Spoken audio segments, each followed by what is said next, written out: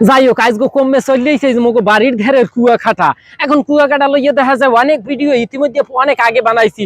নগদে দেখা যায়, প্রতিনিয়ত দেখা যায় বাংলাদেশের বিভিন্ন সুন্দর সুন্দর আকর্ষণীয় জায়গাগুলো আমাদের মধ্যে একটু তুলে ধরার চেষ্টা করি। বরিশালের সুন্দর সুন্দর জায়গা, আকর্ষণীয় স্থান, বিখ্যাত স্থান আমাদের মধ্যে সবসময় তুলে ধরি। তবে তারই ধারাবাহিকতা আজকে চললেইছি কুয়াকাটা।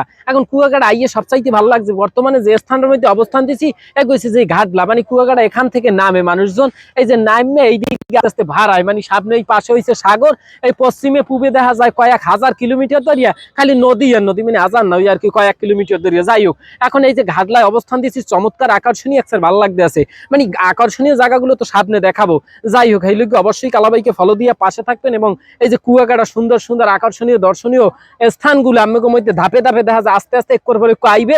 তো এই পর্যন্ত একটু কালাবাই এই ভিডিওগুলো দেখার জন্য অবশ্যই কালাবাইয়ের ভিডিওগুলো একটু শেয়ার দেবেন এবং সারা বাংলাদেশের মানুষকে আমাদের বরিশালের এই সুন্দর আকর্ষণীয় স্থানগুলো দেখার সুযোগ করিয়ে দেবেন। যাই হোক এই যে ছোট্ট ভিডিওটা দেখে কেমন লাগছে সেগুলো আপনার মতামত কমেন্টে জানাই যাই।